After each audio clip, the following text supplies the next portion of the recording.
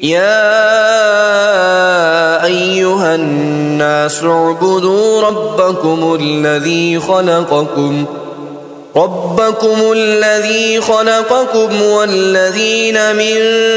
قبلكم لعلكم تتقون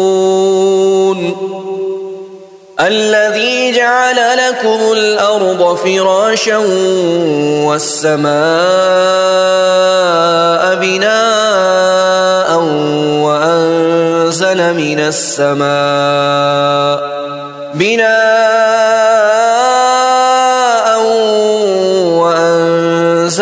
السماء ماء فأخرج به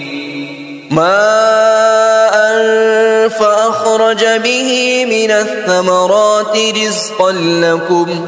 فلا تجعلوا لله أندادا وأنتم تعلمون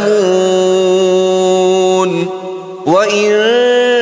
كنتم في ريب مما نزلنا على عبدنا فأتوا بسورة من مثله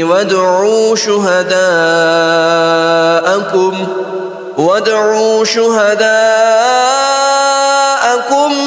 من دون الله إن كنتم صادقين فإن لم تفعلوا ولن تفعلوا فاتقوا النار التي وقودها الناس والحجارة أعدت للكافرين وبشر الذين آمنوا وعملوا الصالحات أن لهم جنات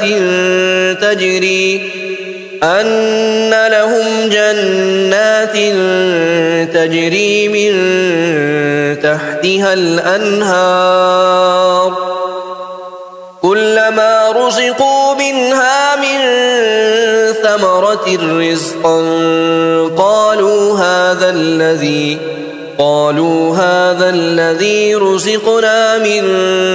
قبل وأتوا به متشابها ولهم فيها